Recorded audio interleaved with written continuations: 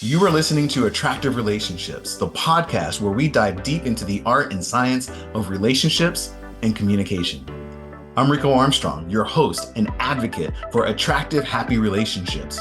In a world where relationships play a crucial role in our personal and professional lives, understanding how to communicate to connect with others is essential. Transform your communication skills to increase your social status, your social confidence, and help you gain the best relationships you can have. Welcome to Attractive Relationships.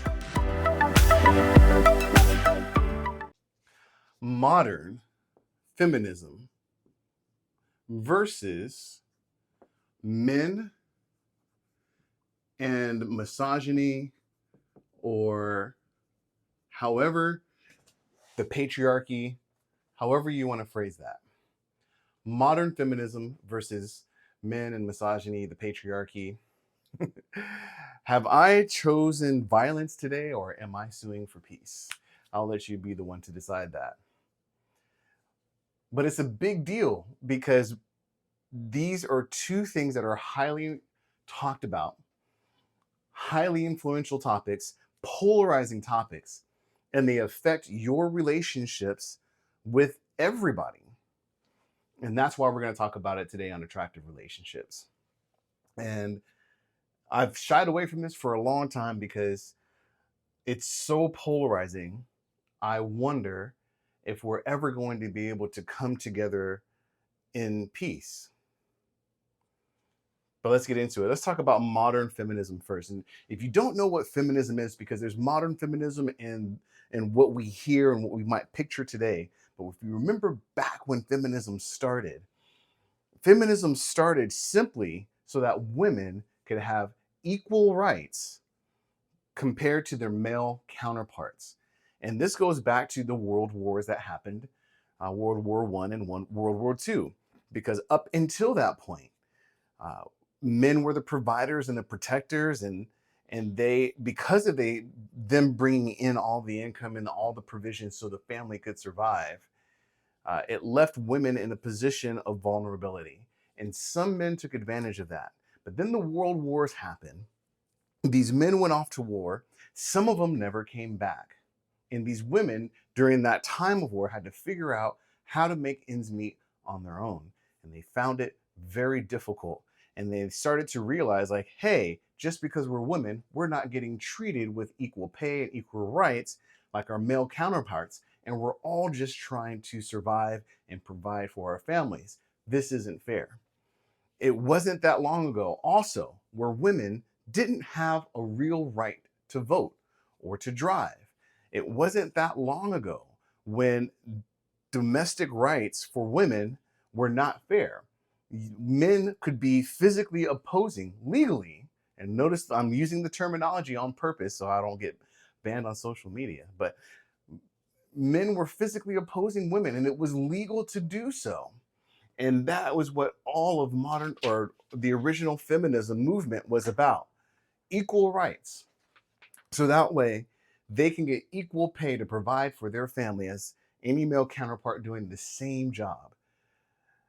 They wanted the rights at home, so that way they wouldn't be domestically overpowered by the men that they chose to be with.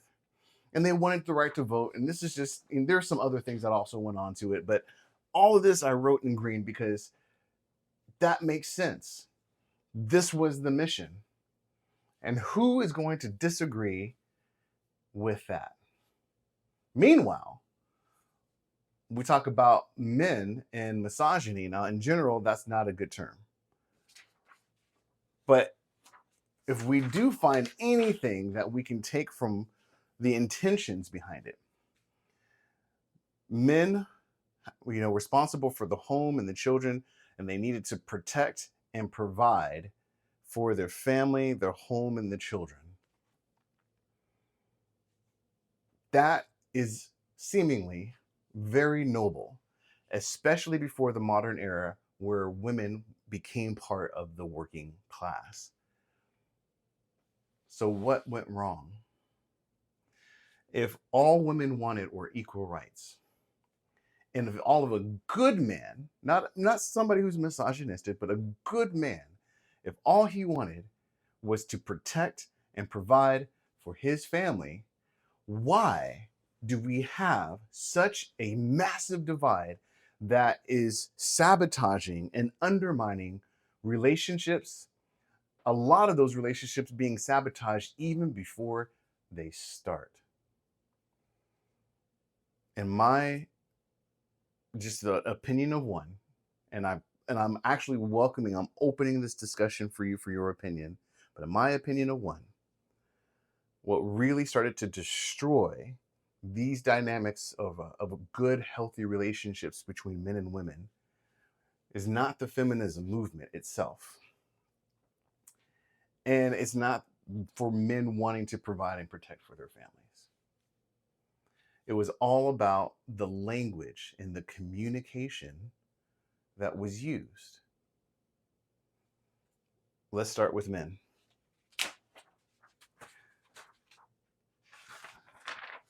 Women are trash, is what some men would say. Women are crazy. And in an age of everybody's promiscuous, men and women both, everybody exercises their sexual options, it seems like these days. But it was women who were labeled as sluts, hoes, 304s, loose women, and it always came with negativity. But for men, not always so much.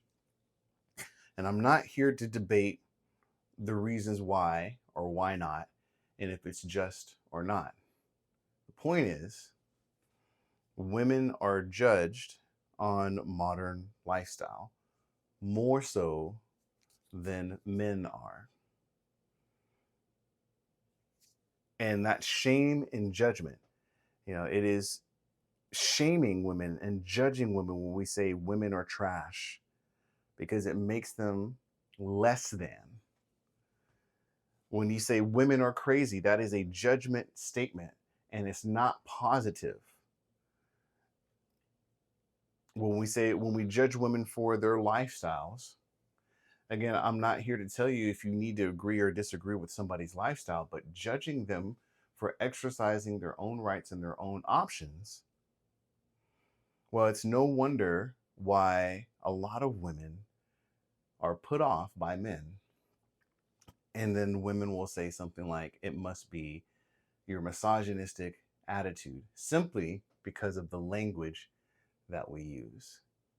However, not all men are using this language. And some of the men that do use this language, it's not because of the patriarchy. It's for other reasons that we can talk about in a moment. But before we do, let's talk about the language of modern feminism. Again, and I want to make the correlation that men have been judging and shaming women. That's why they wanted to put women in their place. That's why domestic issues occurred and it was legal at one point for men to put women in their place. And so women turned around and said, we don't stand for this anymore. Our men went off to war and died and never came back. Or our men left us for younger women and now we are left to fend for ourselves. And if we're going to have to do that and we can't rely on these men to protect and provide for us, then we want some equal rights. However, modern feminism now uses language that is different or in addition to the good parts that feminism was fighting for. Modern feminism now uses language that says men are trash, men are toxic, women are smarter, women are more capable. And these are just brief examples, but the overall message that we're hearing now is not simply we want equal pay for equal work. You have the right to vote. Domestic issues are now illegal, and the law is on women's side most of the time in these instances. And yet the rhetoric is still out there that men are less than. Now, again, notice the language. Men are trash. Men are toxic. That's shame. That's judgment. And what that means, in case you, shame and judgment is simply making somebody else sound less than, not as worthy, not as, or not good enough. Hey guys, real quick, I'd love to connect with you beyond these episodes, which is why I'm excited to tell you that Attractive Relationships recently started an exclusive newsletter just for you. You'll get behind the scenes stories and additional exclusive content to aid in building your personal attractive relationships. So if you'd like to be kept in the loop, simply click the link in the description below the episode. That's what this language does. So here's the question that I have.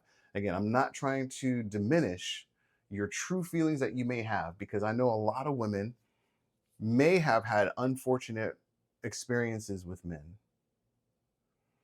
And there might be a reason. And maybe you saw your mother go through a divorce because your father left her for a younger woman. Maybe your grandmother told you stories about how they married a man or men that were not nice to them at home, and they instilled in you that you have to be able to provide on your own.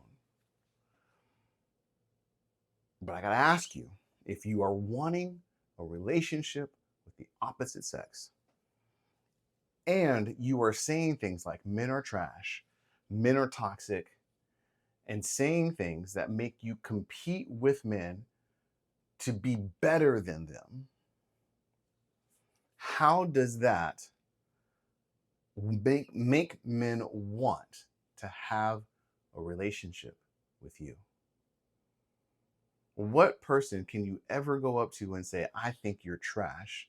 I think I'm so much better than you. And that person be like, you're absolutely right. And I love you now. I want to marry you and give you all my money and live life with you forever. Maybe for a lot of you, that's not your goal. And I would ask the same question to men. If you are talking about men in ways that treat them like trash, make them like they're crazy, and because they're crazy, they are less than, like their value is not equal to yours.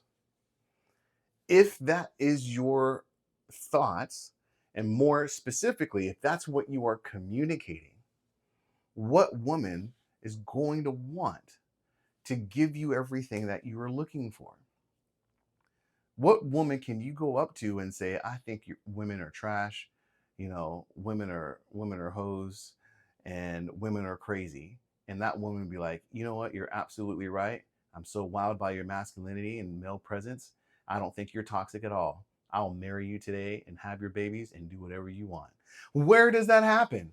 It never happens.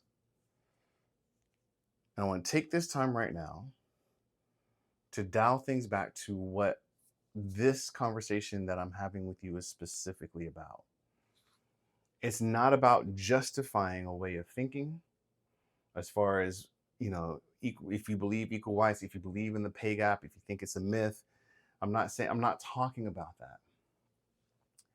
What I'm saying is the way that you are communicating helping you to make an ally of the opposite sex,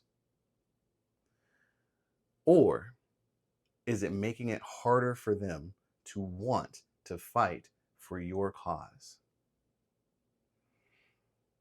So if you want men to fight for women's equal rights,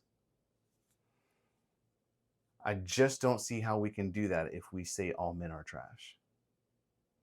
And for the men, if you want relationships with women because you want things to be a certain way, but you say all women are crazy or all women are toxic or all women are trash, I don't know how using that is going to help women see where they can be better for you.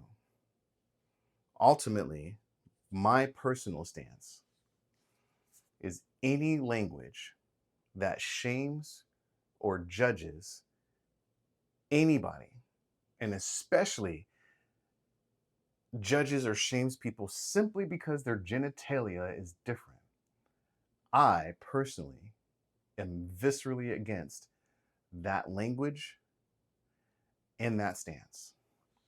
And for that reason, anybody who claims to be a feminist but shames the entire gender of man, I am against. And any man who claims to be a good man but yet shames an entire gender of women, I personally am against. Instead, what I wish, and this is me suing for peace, because I'm not trying to go for violence, but I know that it could happen. I'm suing for peace, and what I would love to have happen is that instead of calling each other names, competing to see who's a better race or better gender, if we can instead lead with a little bit more curiosity about the other side, another perspectives, without shaming and judgment. And at least start there, and maybe we can begin to heal the wounds of communication between feminists and men, and instead lead to something that is more happy in our relationships so we can all get more of what we want.